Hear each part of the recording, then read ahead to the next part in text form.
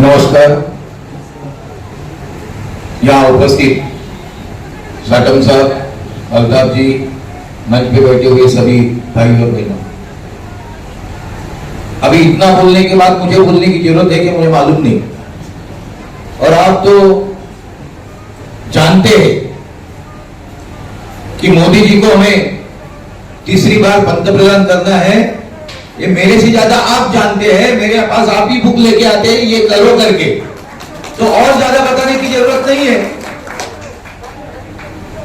तो भी मेरा इंट्रोडक्शन देना बहुत जरूरी लगा। यहां मैं जोगेश्वरी में 1965 से रह रहा हूं। 64 में मेरे पिताजी वहां लेके आए, बच्चे थे हम लोग। मुझे 60 साल जोगेश्वरी में हुआ। जोगेश्वरी में 4 बार दंगलें हुई, आपको मालूम है, राधाबाई चाल वगैरह। उस दंगल के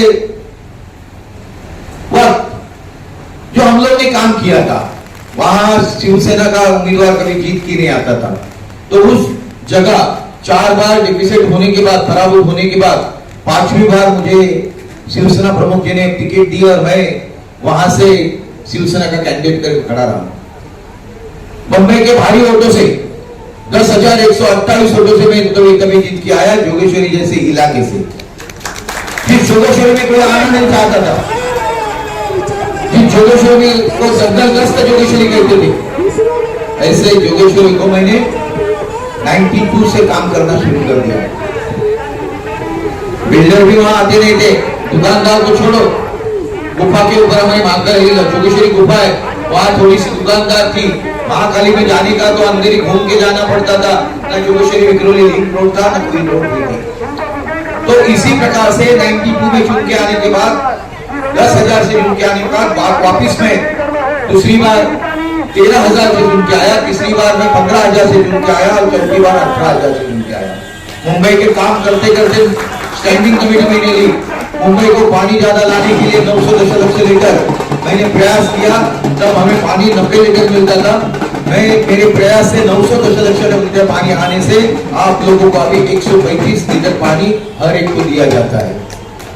बच्चों को, स्कूल के बच्चे को, जो प्राइवेट बच्चे थे वो स्कूल में अच्छी तरह से यूनिफॉर्म पहनते थे। मुंबई महानगर पालिका के बच्चे को कोई अच्छा यूनिफॉर्म नहीं था, बूट नहीं था, कोई भी नहीं थे। तभी मैंने 7 लाख बच्चों को मुंबई कॉर्पोरेशन के माध्यम से 7 लाख बच्चों को साप्ताहिक चीजें देने का प्रयास किया, और मेरे काले खंड में स्टैंडिंग कमेटी के माध्यम से मैंने किया। खिचड़ी जो बोलते खिचड़ी, वो तभी की खिचड़ी है, मगर तभी की खिचड़ी हम बच्चे लोग को खिलाते थे। तब चावल हम बच्चे लोगों को देते थे, 5 किलो चावल, जो सेंट्रल गवर्नमेंट से अभी चावल मिलता था, 1 से चावल था, तो बच्चों लोग को देना चाहिए और घर में जाके खा सकते हैं। मगर घर में वो बच्चों को कितना मिलेगा मालूम नहीं, सभी उसमें भागीदार हिस्सेदार हो जाते हैं। इसके लिए मैंने तभी एक कंसेप्ट निकाला खिचड़ी का, कि उनको स्निग्ध पदार्थ मिलना चाहिए, प्रोटीन मिलना चाहिए करके 2.5 रुपया पर हेड इसी प्रकार से हम कॉन्ट्रैक्टर को यानी बचत गट को देते थे।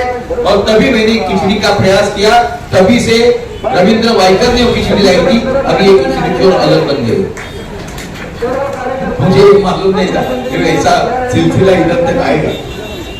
तो इसी तरह वो मुंबई कॉर्पोरेशन में बाबा साहब ठाकरे जी के नाम से मैंने ट्रॉमा हॉस्पिटल बांधा है। आप जोगेश्वरी ईस्ट में जाने के लिए ऐसा घूम के, यानी उषा टॉकीज थी, यहाँ से हम लोग जाते थे। यहाँ अपना मेन ब्रिज है, गोखले ब्रिज, वहां से आते थे। या गोरेगांव जाना है तो जोगेश्वरी ईस्ट आना है तो गोरेगांव घूम के जाना पड़ता था। तो मैंने वहां एक ब्रिज बांध दिया 80 करोड़ रुपए का, और उसको भी नाम दिया बाला साहब ठाकरे उद्यान पुल नाम कर दिया। और जोगेश्वरी ईस्ट के गोरेगांव के लिए हम लोग 120 करोड़ रुपया मैंने स्टैंडिंग कमेटी के माध्यम से दिया, और वह मृणाल का नाम लगा के गोरेगांव ईस्ट को ब्रिज कर दिया। आपके मिलन सभा के अंदर हमेशा पानी भरता था। डीपीडीसी के मीटिंग में, एमएमआरडी के मीटिंग में, तब विलासराव देशमुख थे, मैं पदसिद्ध उधर का सदस्य था। तभी मेरे प्रयास से आपका मिलन का जो ब्रिज हुआ है वो रविंद्र वाइकर के माध्यम से हुआ है, इसके लिए वो भी ब्रिज मेरे नाम पे ही जाता है। इसी प्रकार से मैंने तभी मुंबई कॉर्पोरेशन में काम किया, वो काम किया। बाद में मैं चुनाव आमदारगी का लड़ा, तो 15,000 से पहला जीत के आया, दूसरी बार जीत के आया तो 30,000 से आया, और तीसरी बार जीत के आया तो 90,000 से जीत के आया। तो ये ऐसा सिलसिला चालू होते जा रहा है। जो विधानसभा में हमने एज ए मिनिस्टर मैंने हायर एजुकेशन और टेक्निकल में वास्ता गृह निर्माण सब्जेक्ट खाता था मेरे पास, तो उसके माध्यम से मैंने एसआरए के अंदर डेवलपमेंट जो करने का था, मुंबई के सेज और नॉनसेंस बिल्डिंग है उसके लिए काम करना था। ये तो ठीक है अभी मैंने किया, मगर अभी मुंबई के लिए करने के लिए क्या है, तो मेन तो चीज है कि एयरपोर्ट की यहाँ फनेल है, और फनेल 4 किलोमीटर का फनेल है, और ये 4 किलोमीटर के फनेल के अंदर हम लोग को हाइट नहीं मिलती है। हम लोग एयर ट्रैफिक, हम लोग रोड की ट्रैफिक मालूम है, पर एयर ट्रैफिक भी होती है। ये एयर ट्रैफिक इसके लिए होती है कि हमारे पास 2 ही रनवे है। तो मैं चाहता हूं कि बाजू की झोपड़पट्टी को अच्छे से घर देके वहां भी 2 रनवे हम करेंगे तो एयर ट्रैफिक कम हो जाएगी, उन लोगों को घर मिल जाएंगे और आराम से हम लोग एयरपोर्ट के आना जाना शुरू कर सकते हैं। इसी प्रकार से जो हमारे पास फनेल है, इस फनेल के अंदर का भी जो प्रश्न है कि उससे अपने को हाइट नहीं मिलती है, जो हाइट का रिस्ट्रिक्शन होता है, ये हाइट का रिस्ट्रिक्शन इसके लिए होता है कि हमारे हर एरिया में बेंचमार्क होता है। वो बेंचमार्क से जब हम लोग सिविल एविएशन को परमिशन लेते हैं तो हाइट देखता है, बेंचमार्क से समुद्र सपाटी से लेके वो बेंचमार्क की हाइट होती है, वो माइनस की जाती है और हमें बाकी की हाइट मिल जाती है। फिर हम लोग जाते हैं कि दिल्ली में हम लोग सिविल एविएशन में जाके वो हाइट को हाइट बढ़ाने का कोशिश करते हैं, फिर किसी प्रकार से और तीसरी हाइट बढ़ाने का होगा तो कनाडा जाना पड़ता है। तो ये प्रश्न जो है केंद्र शासन में जाके कहना चाहिए। हमारे यहाँ गुफा है, हमारे यहाँ मोनूमेंट है, मगर जो मोनूमेंट को निर्णय है कि आजू बाजू में मोनूमेंट दिखना चाहिए, क्योंकि 500 मीटर तक कोई भी बिल्डिंग या कुछ भी बन नहीं सकती है। इसके लिए भी हमारे यहाँ गुफा है, वो अंडरग्राउंड है। जब मोनूमेंट ऊंचा होता है तो वो दिखाई देने के लिए हम लोग बांध नहीं सकते, मगर गुफा के अंदर तो जरूरत नहीं है, तो वो कानून भी बदलना चाहिए। इसके लिए हमें वहां जाना चाहिए। हमारे समुद्र का अरबी समुद्र हमारे पास है, लग के बाजू में हमारे यहाँ कोलीवाड़े, उनके लिए भी 500 मीटर का सिलसिला है कि 500 मीटर के बाद बनना चाहिए, तो झोपड़पट्टी का विकास किया जाए।